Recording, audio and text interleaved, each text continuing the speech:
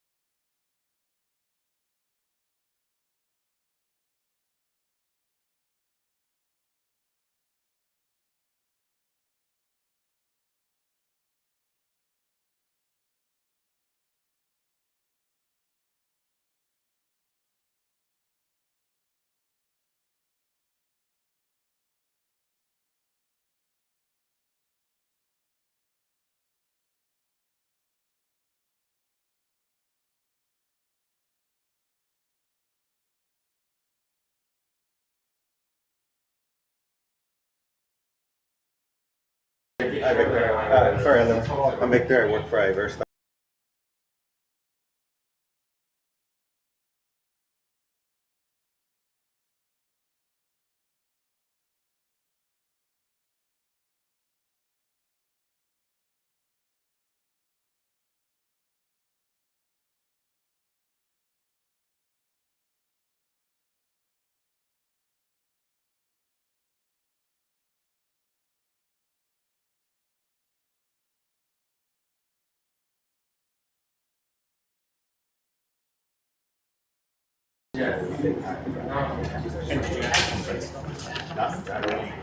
Coming down from the floor of fish and family, a little way down to the branches of the company.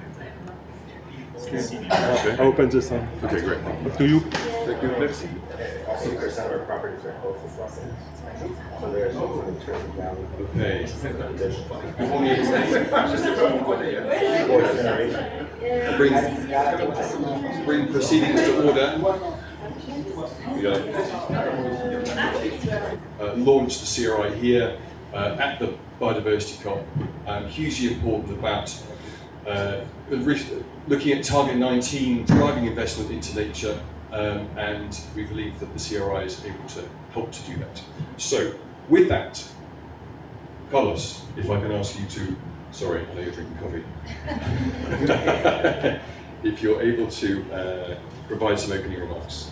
Thank you, Jim. Well, thank you very much. Good morning, everyone. You know, it has been a busy COP for everyone, running from one place to another, breeze on.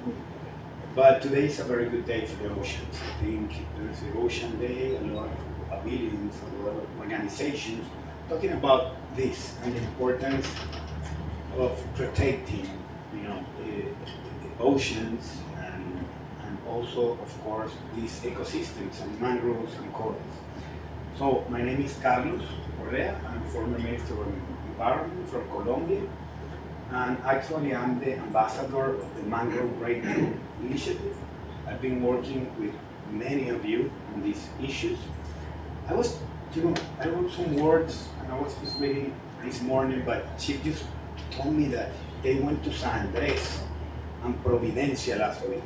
Who did you go with? Any of you went to San Andres and Providencia. So I might just tell you a story about Providencia. November 2020, 16th of November 2020, we had a tropical storm, huge.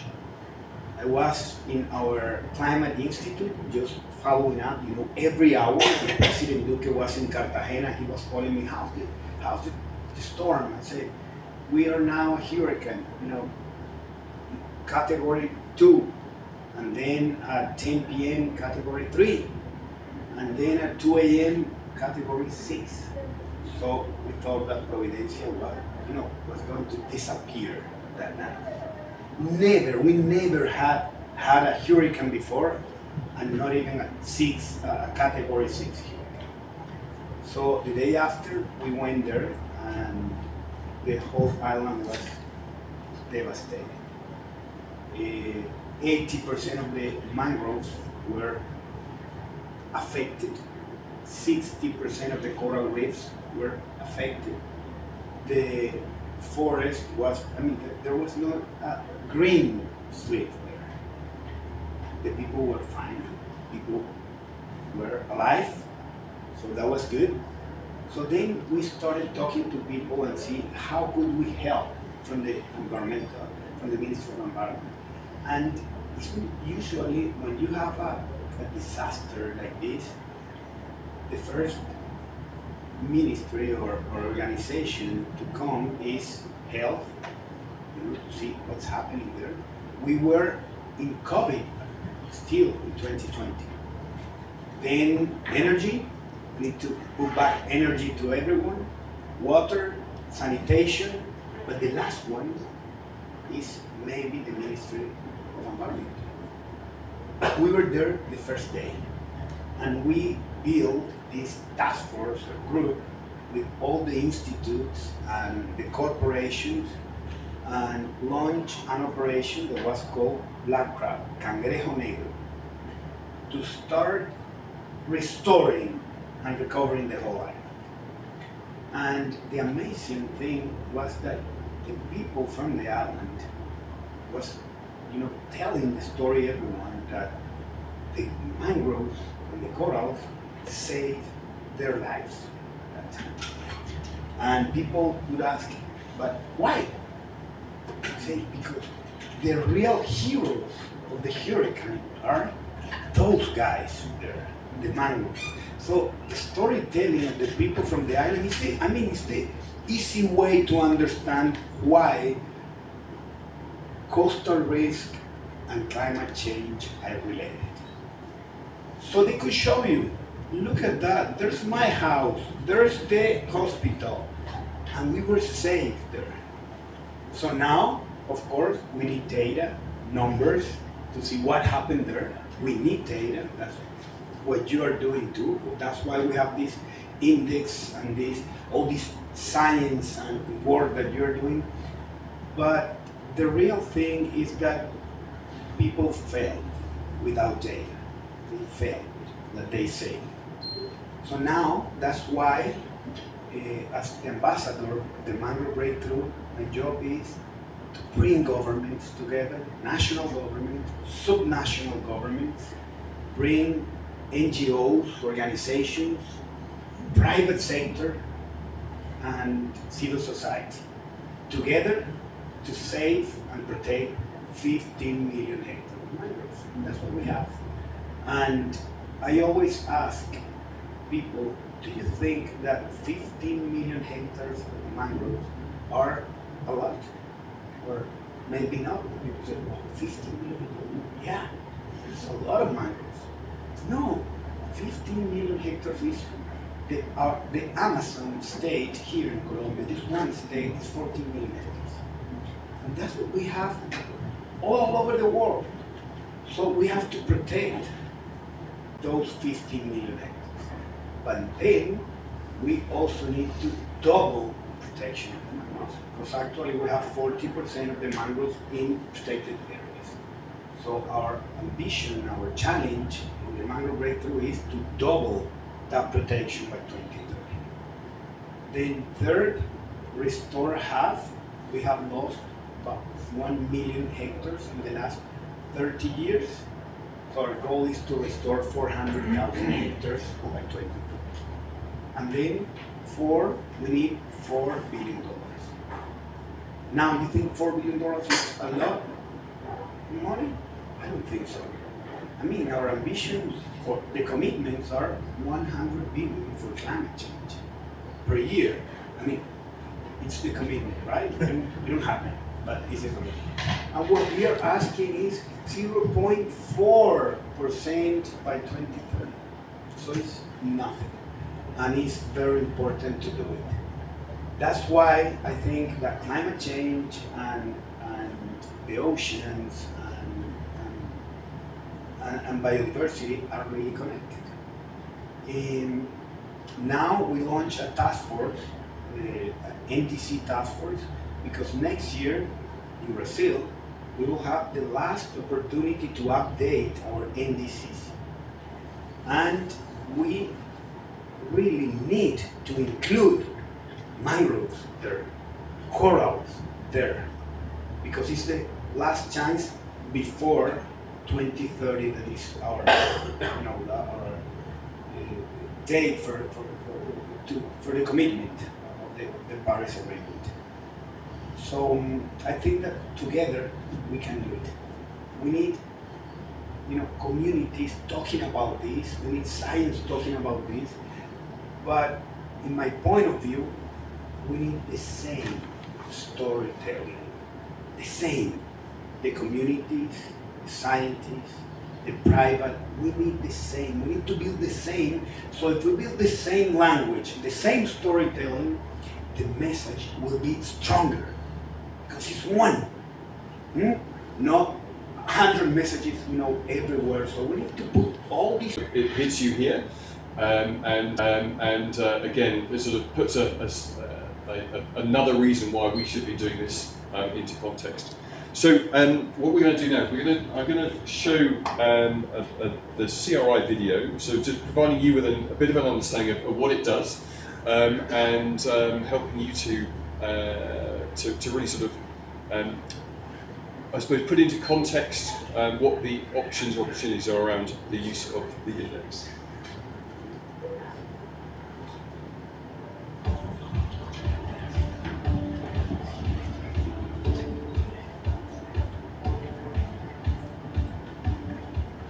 % of the global population lives in coastal regions. Many of these, in the global south, rely on mangroves, coral reefs and wetland ecosystems for their protection.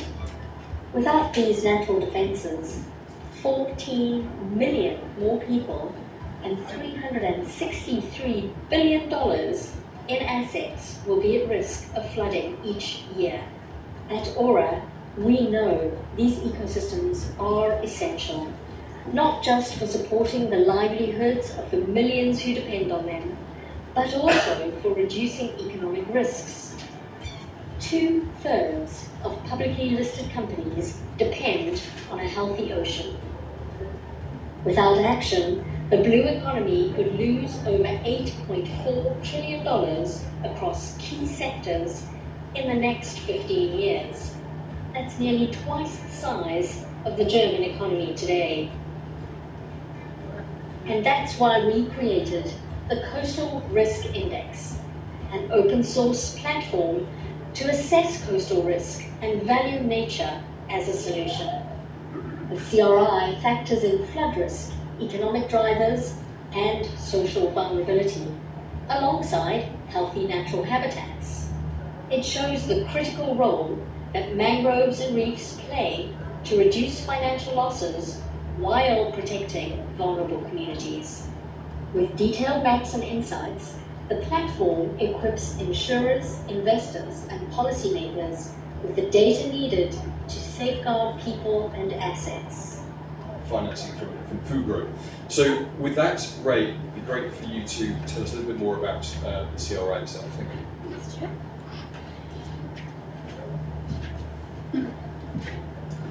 Hey everyone, I'm Ray. I am here from the Center for Coastal Climate Resilience at University of California, Santa Cruz, and I am delighted to share about the Coastal Risk Index, which is a project that our lab, in collaboration with other partners and Aura, has been working on for a number of years to launch, and it is here today. So these are our main scientific partners and contributors, and funder logos are listed at the bottom, as Chip mentioned.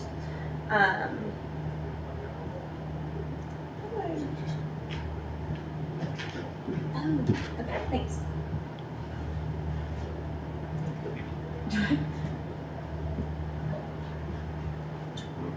Sorry.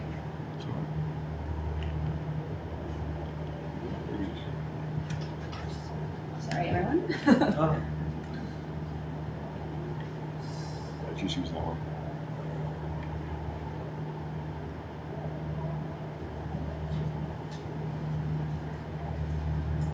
Oh, great. Awesome. Thank you so much. Should be okay. Now it works. Cool.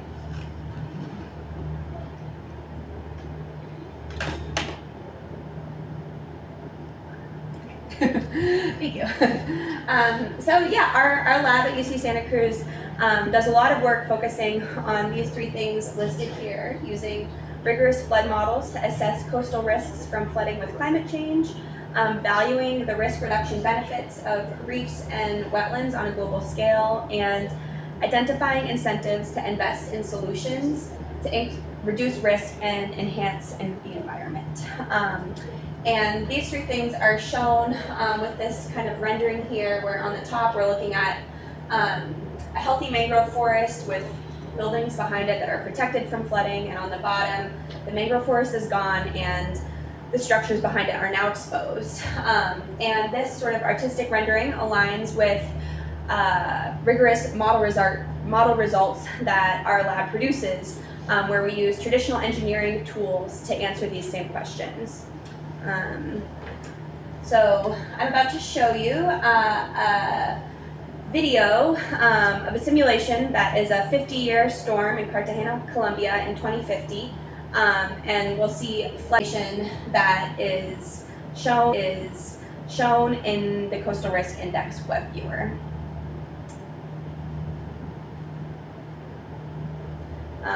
So as Chip introduced, this is kind of the landing page of the CRI, and we have risk information for countries around the world, quantifying how much exposure they have to flood risk with different storm scenarios and different climate scenarios.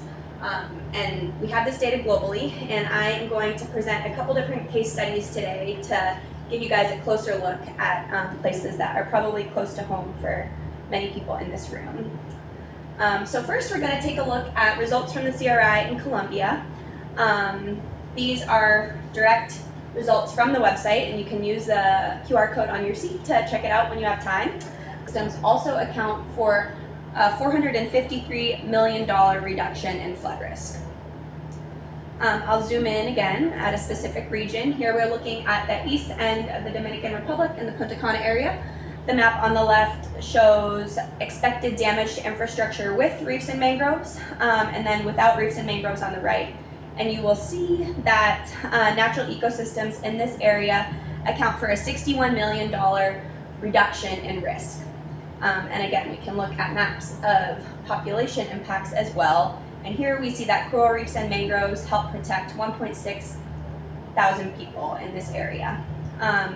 So with this information, we're hoping that people can take it and run and use it for opportunities to invest and conserve and restore the coastal ecosystems that we all know and love. And I think we have a panel, and I can answer any specific questions at the end if anyone has.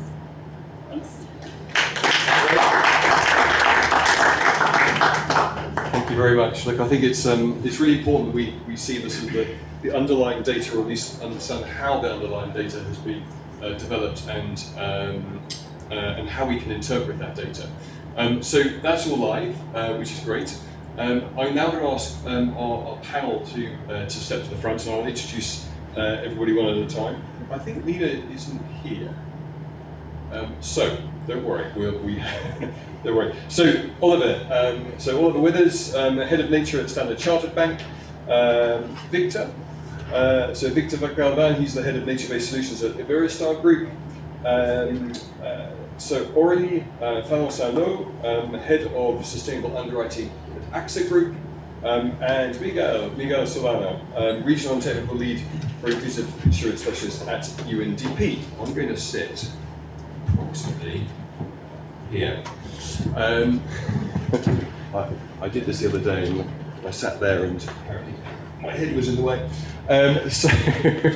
So look, it's great to have you all with us. Thank you for joining. I think what I want to do is I want to look at I suppose applications, and not necessarily the Coastal Risk Index right now. I'd like to maybe just get a little bit of an understanding of where you sit with regard to coastal ecosystems and mobilising finance into the space, etc. So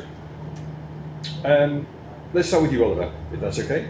So from your perspective, from a financial institution's perspective, I'm keen to understand what the incentives are for the private sector to invest into nature, and whether you have any examples that either your bank is doing, or maybe other examples as you wish. Thanks, Joe. Great to be here, and congrats on the launch. This is really, really cool. So I think, just to be clear, I represent Standard Chartered Bank. To be clear, I think there's a perception sometimes that banking is all about just deploying money. When you go to borrow money at World Bank cost of capital rates, instead of probably double, triple that rate if we were to actually look at the underlying risk of that nature-based solution. So I think we're starting to see innovative approaches, but also what we're doing is taking stuff that already exists in the finance sector, the partnerships with the insurance sector, and starting to really leverage that so we can get capital flowing and scaling. That's great, thank you. So next to Victor. So Victor, you are head of nature-based solutions at Iberostar Group. I think pretty well known for its sustainability, or focus on sustainability. I was speaking to your head of sustainability, or group head, this week, and she was saying that you have 30 coral reef scientists, or have 30 scientists working on sustainability issues, which is incredible. It'd be great to hear a little bit more about how you view the importance of those coastal ecosystems, what you are actually doing in this space, and again, a pioneer, if I may say, in sustainability. But how are you utilising this kind of data to better understand the risks to your properties? Thank you very much. I think I'm going to be one of your first clients to use the CRI website, especially the case for the Dominican Republic. We tend to work a lot of them. For those that don't know the group, we're a fourth-generation family-owned hotel company. We have approximately about 100 hotels, mostly distributed around the Mediterranean and the Greater Caribbean and Brazil. And the Caribbean or the Americas, we have about 6 destinations where we have properties that we work with. And within those groups, we have 3 countries in which do comprehensive coral restoration and mangroves, and those are Jamaica, Dominican Republic, and Mexico. So we focus a lot on those countries, and looking at mangrove work and restoration efforts that we do is mostly focused around Mexico and the Dominican Republic. Not that we don't want to work in Jamaica, but our property is not located around a big mangrove population, and the ones that we do have are private lands already. But we also want to not forget about the seagrasses in both the Americas and in the Mediterranean as well. So to give you the case study of our comprehensive coral restoration program in Jamaica, all the programs that I'm going to talk about have the same objective as the strategic objective of reducing risk and being a nature positive company, but they all have different focus areas. And in Jamaica, our main focus is creating a marine protected area in front of our property and protecting the coral reefs that sort of barriers our properties and the communities that we have next to us. In there, what we've been doing is we've been curating corals, and what I mean by curating, we expose them to different temperatures. And then the ones that seem to be the most resistant to increase the temperatures and water temperature, those are the ones that we incorporate into our coral restoration programs. Because we want to make sure that the corals that we're restoring are the most resistant ones that are going to be able to survive a 2-degree temperature increase, instead of putting corals that are going to be dying with economies facing natural catastrophe and climate perils. And if we want to keep insurance available and affordable for everyone in this planet facing climate change and sea level rise for coastal risk, we must really invest and conserve the nature-based solution. Risk reduction and prevention are really key if we want to keep, again, insurance available and affordable. So what we've done with the CRI is that we have embedded the CRI model in our model, and we can understand the hotspots of our property portfolio and really understand the importance of nature-based solution in the protection of our portfolio. But it really helps us also to voice and promote the importance of nature-based solutions in that protection. And do you see, and I know that we're talking about coasts here, but maybe sort of more widely as well, the actual underwriters, I know that it's interesting, isn't it? There's a high level management who understands sort of, we need to do stuff on climate change, then there's sort of, that's brought down to the next level, etc., etc. The actual underwriters themselves, so the people who are writing the contracts and understanding the risks, how are you helping them to start integrating natural ecosystems into their contracts? So, we have a long underwriting process and risk assessment, and it's true that before the CRI, we were looking at models, costly, very costly, but we have nature-based solutions that are there, and it's more than 3.8 billion of research development. So before planning great technologies, first thing is keep what we have to face sea level rise and climate change. That's great. Okay, thank you, Aurelie. Okay, so we're going to come to the audience. We have 15 minutes left. So if anybody has any questions, what do we have? Oh wow, okay. Happy days. Right, Amala, you were the first to put your hand up, so I'm going to pass the microphone to you first. My question is actually to Ray. So we understand that there was a comparison without reefs and mangroves, and with.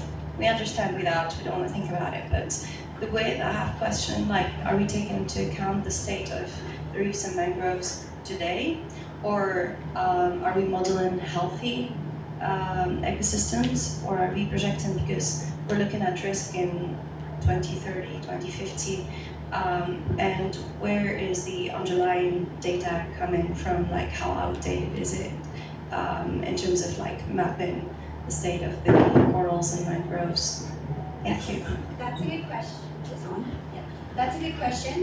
Within the CRI, the coral reef data is from Allen Coral Atlas, and I can't remember, I should know the answer to this, but I can't remember the year of publication of the Allen Coral Atlas data, or the Global Mangrove Watch data for that matter, but it's on the website, so you can have a look, and there's a methodology document that explains where all this is coming from. I will say that the DR case study has more recently updated version. It has the most recent Allen Coral Atlas and the most recent Global Mangrove Watch data for the two habitats. And then to your question about future climate risk, the way that the CRI as it is now does not incorporate like potential future degradation. And so it's either like present day habitat as represented with the best available data that we have, or future climate data with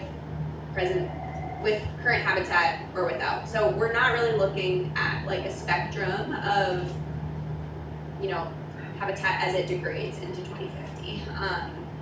And that, I'm sure, you know, that could be an area for growth, because assuming that coral reefs will stay the way they are now for the next 30 years is certainly an assumption.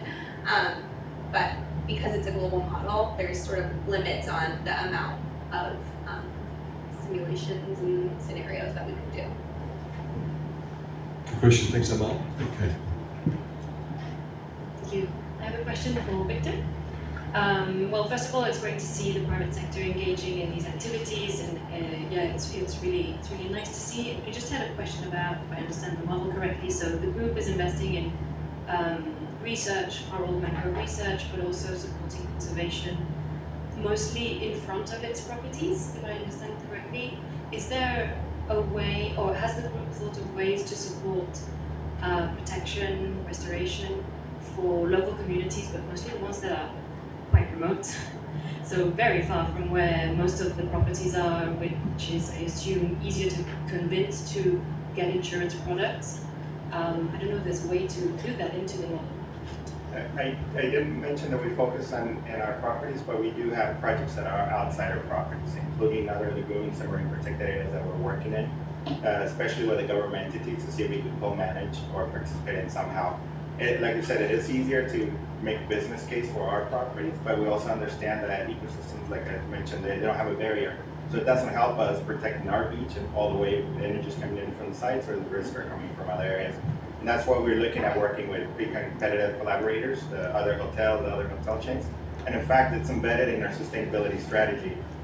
One of our goals was that to double the number of hotels that we have already implementing sustainability activities. So if we have 100 hotels, we want 200 hotels to be partaking in this type of activities as well.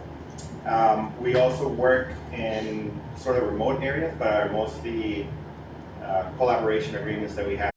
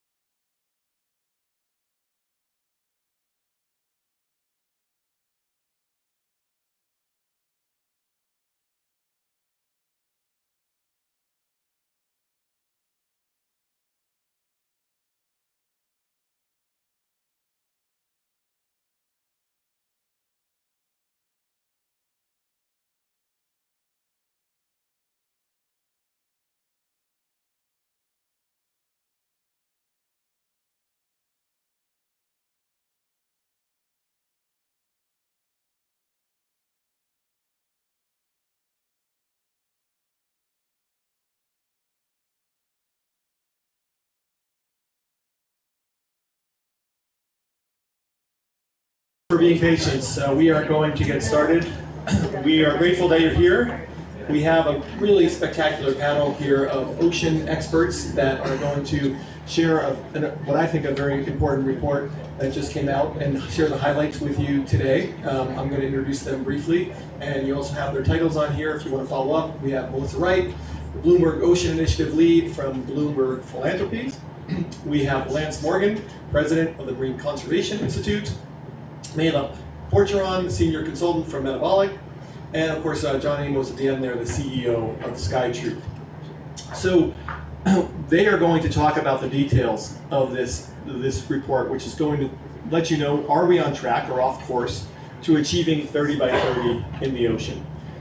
When we think about 30 by 30 in the ocean, I would dare to say that that is the most ambitious target in the global biodiversity framework, and perhaps the most important one. I think all of us in this room can think about that. Let's think about how important the ocean is from the size of the planet. Think of how important it is for food security for people. Think of how important it is, obviously, for biodiversity, and you're going to hear about that from everyone. And then, for those of you who are music fans, you probably remember when they used to refer to James Brown as the hardest working man in show business. Well, the ocean is the hardest working man or woman in the climate scenario. It is absorbing the world's carbon. It is really the only reason that we haven't had more runaway climate change. So the ocean target is absolutely essential if we are going to have a livable planet in the future. But that means we need to be on track. We are now halfway through the decade. We are at the COP that is taking stock of progress on the ocean, and so we thought this was an incredible. And at sea. These are fairly depressing numbers to look at right now, and we really need to accelerate progress on implementing effective conservation areas. Looking at the status tracker, you can drill in and get a little bit more detail, again, see where existing MPAs and OECMs are in the ocean. You can get a trend line based on the region that you're looking at in the map and see how far off we're going to miss the 30 by 30 target in most cases based on current trends, with the exception of a few outstanding countries that are really hitting it out of the park on 30 by 30. But also we bring in this critical outside analysis, and this is why our data partners are so important, especially the MPA Atlas analysis of how effective these protected areas actually are, and the Protected Seas Navigator information on fishing activity. So, of course, we're believers in data at SkyTruth and the power of data to... The main reason why we are here to take part in this event. I would like to share some views and our actions in terms of the protection of our jurisdictional ocean or seas, and also what we are doing in terms of promoting actions to protect high seas areas. As you probably know, it's easy to see that because of the geography of Chile. Chile has a strong nexus with the ocean. We like to say that Chile is more sea than land, with more than 4,000 kilometers, Oceania and Antarctica, the 11th biggest exclusive economic zone in the world. That means intrinsically we are an ocean country. We recognize that there is still a lot to do, but we already demonstrated that it's possible to successfully combine a strong sustainability with a successful blue economy. Indeed, Chile protected around 47% of its jurisdictional waters under some mechanism. Not all of them are fully protected marine areas, but we have different levels of protection of our 43% of jurisdictional waters. But at the same time, this protection is compatible with sustainable economy, because fisheries and aquaculture are the second largest industry in terms of exports in our country. Chile recalls that one of the most effective approaches to address climate change impacts and biodiversity loss are nature-based solutions. Ecosystem protection and restoration can be a critical step to enhance the ocean as a carbon sink, to increase ocean resilience to other threats, and to allow for it to become an instrument for the protection of the ocean cannot be limited to jurisdictional areas. We know that protection of high seas is a key issue if we want to achieve the 30% target. For the fully implementation of the target number 3 of the Kunming-Montreal Global Biodiversity Framework, we must implement measures that allow us to advance in the implementation and conservation tools in the high seas, taking into account representativity and well connection among them. In this regard, we see the BBNJ agreement as crucial to achieve the target 3. From our perspective, we would work in 3 key lines and 3 key elements. The first one is to promote the sign and ratification of the agreement as soon as possible.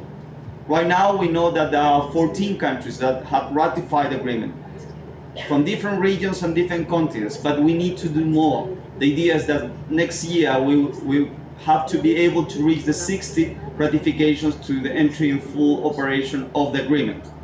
Our country was one of the first in the world to ratify. I would like to invite states to accelerate their national process in this regard. There are some news, great news, that there are many countries that are doing their best to accelerate this process, but we need to do more. Strengthen the cooperation and coordination among the relevant national entities is also a critical issue. Advancing voluntary initiatives that considering implementation of the key areas and BBNJ on the high seas marine protected areas. I have huge respect for oceans.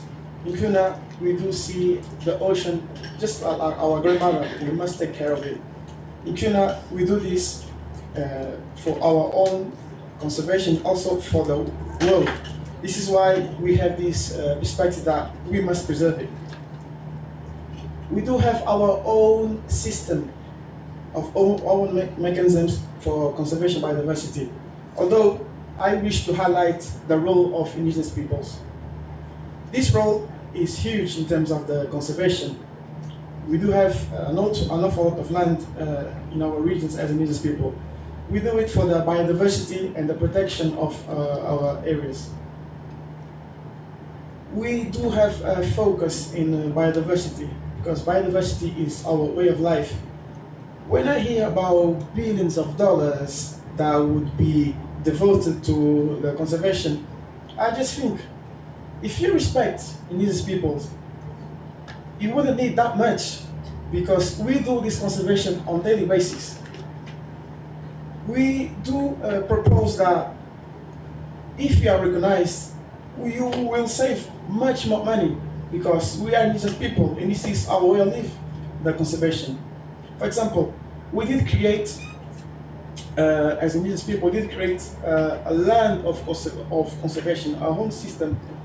So if you recognize indigenous people as such, you would see that we can have a major contribution. Moving forward, I'd like to speak about our own mechanisms, which has not been created by the government or the state. One example, the fishing of lobster. There are studies ongoing and studies have been produced, but it does not match the knowledge that we have. For example, from March until June, we don't sell the lobster. This is one example. The oxygen or the oxygen of tank, we use it in certain limitations, because we are aware that it affects biodiversity. And when it comes to biodiversity, some elements are delicate and they have their own specificities. This is why we must protect it all. The turtle, it's another example. We do have our annual meeting of awareness of the role of the turtle. We invite children even more for that. And I'll give an example. We do have biodiversity as our grandmother, so each element of biodiversity has its own meanings. We do provide our own naming. We do live 24 hours out of 7 in the sea. My life without biodiversity, it would be different. I would switch off. Currently, we are conducting a study which will be starting in January. So this study is for our own culture, our own benefit. All things considered, I would say that all those practices that we have in hand should be recognized. This is why the existence of this three-way in. This is absolutely momentous. All these elements, we do have the knowledge about the marine conservation. So by recognizing us, by supporting us in this three-way, it would have also an impact, positive impact for biodiversity. In Colombia, for example, there is going to be, there was an event previously in Colombia for that purpose. Also in Peru, we had a meeting for the same purpose. So if you recognize us, you would be helping towards the conservation and biodiversity. Next year, we're going to have a major event. So I invite you to come and witness, to see in loco. You will see deforestation in Kuna. You will also see our role of biodiversity. You will also witness, sadly, how impactful has been the plastic at the oceans. Although it's not our fault, but it is a reality in our land. Thank you very much.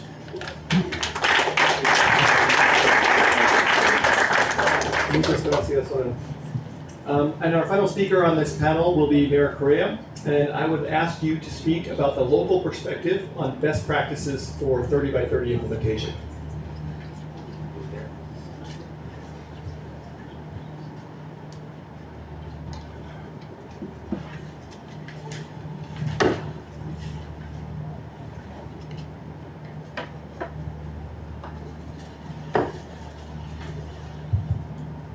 Distinguished guests, ladies and gentlemen, Marajaw na adlaw sa tanan.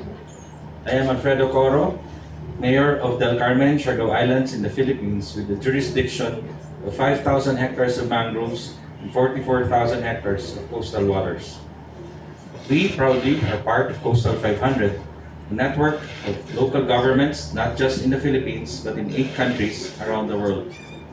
The local leaders like us, 3 items in the report stand out. Number 1, countries need to significantly increase the amount of protected marine areas in their national waters to reach the global target. 2, supporting diverse protection strategy. Areas with lower and local levels of protection and also play a role in achieving the 30 by 30 target. Continued support should be provided to such MPAs and OECMs, particularly when these approaches are driven by locally informed and or multi-stakeholder processes that balance multiple conservation objectives. To mayors like myself, this confirms the importance of the work we are doing. Locally managed marine protected areas combined with areas where fishers are fishing sustainably should be counted as OECMs. Hitting the target cannot just be about numbers. We need to also take care of the people, our fishers, who can protect the resource and make sure that they benefit from the protection. Finally, the report stresses that the establishment of MPAs and OECMs should also recognize and support the leadership role of local communities who, like the IPs, are primary stewards of marine environments and species in many regions. To us, this is the way to ensure sustained and effective protection. Local communities should be the ones who decide on and co-manage these coastal waters. There's nothing like a sense of ownership by the community to ensure they will enforce and follow the rules. Let me share some examples. For that, let me try to get this fixed. There you go. Sorry about that. Number 1, in Del Carmen, our Bantay Dagat or marine guardians are very dedicated in the protection of our 4 MPAs. Policies like low season and therefore was given preferential user rights to the identified fishing zones. They do this despite regular threats to their lives. That's actual reality. Del Carmen initiated is also a protection program focused on ensuring resiliency at the family level of the fishers. Access to ID, would you believe, birth certificate, universal health insurance, social security systems, boat and gear insurance, housing insurance, accident insurance, death benefits, you get the picture. We also institutionalized a community savings group for 15 to 25 members per group for access to cash. It allows them to have easy access to cash in areas where there are no banks. And community farms to access to vegetables. You cannot just eat fish by itself every day. You gotta modify the menu. This allowed us to push positive behaviors for sustainable fishing practices as they now classify themselves as professional fishers. In the national and global sharing of best practices, I have hosted 81 delegations. Sorry again, this is moving. I didn't know what I did. It's okay? There you go. I have hosted 81 delegations in the last 18 months, including 12 mayors and representatives from global fishing municipalities, and 15 mayors and representatives from previously armed conflict areas of the Philippines to promote peace, equity, through sustainable fishing. With RARE, the national government of the Philippines released a joint memorandum circular because of what we did on social protection for fishers between the fisheries and social welfare ministries, and approved to pilot a groundbreaking parametric insurance based on weather index for fishers. Coastal 500 can play an important role in 30 by 30 by helping local leaders understand these messages and support them in making it happen. The network can also provide tools, similar to what was shared earlier, support local governments, and more importantly, connect them so that they can learn from and inspire from each other. Coastal 500 can reach the needed coastal communities that will deliver the needed 30 by 30 commitment for our planet. In our experience, from being a declared, previously illegal mangrove cutting capital of my country around 14 years ago, to now zero legal mangrove cutting, 98% reduction of illegal fishing activities, and as a drug-free community. We are an evidence of how local leadership and ownership can transform improbable targets. For the last 3 days here in COP16, I have been part of a group elevating the voice and role of subnationals and cities in meeting global ambitions. Since we have a little less than 7 years to meet 30 by 30, we ask, believe that the future is local. We can do this, but only together. I therefore call upon all the development partners, international organizations, and national governments to focus on empowering local governments, resources, capacity, expert, and more importantly, authority.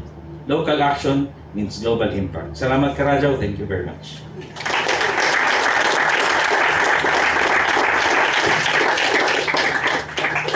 Thank you, Mayor. I know we're at time, and many of you have other places you need to be. I'm going to do a 1 minute quick summary. You heard the data, which was so important. If we're going to 30 by 30, data is our friend. We need to know where we are. We need to be transparent, good news and bad news. The report is there, use it. The website is there. We can use it to track progress. But the conclusions are we've got a long way to go. We need to speed up. And the second panel really told us how to do that. We need to have more leadership, as we've seen from the government of Chile, both on the domestic level and at the high seas. We need to listen to the wisdom of indigenous peoples and respect their territories and way of life as a pathway to help us get to 30 by 30. And we heard from the mayor about the importance of empowering and supporting local communities in this effort.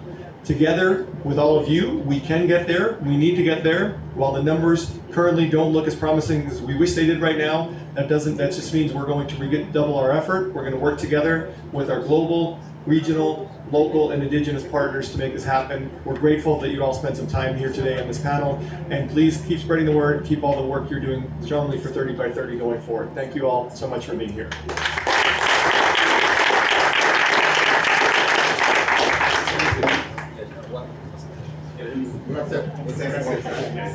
That's great.